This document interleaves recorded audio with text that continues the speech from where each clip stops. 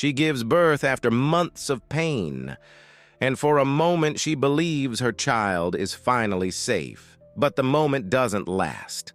Her baby is taken. She runs, she cries, she calls out, and no one answers her. The baby doesn't drink from her mother. It drinks from a bottle, cold, and machines are attached to her body every day, again and again. Her milk is taken. Her strength is drained slowly. They make her pregnant again, not by choice, not by nature.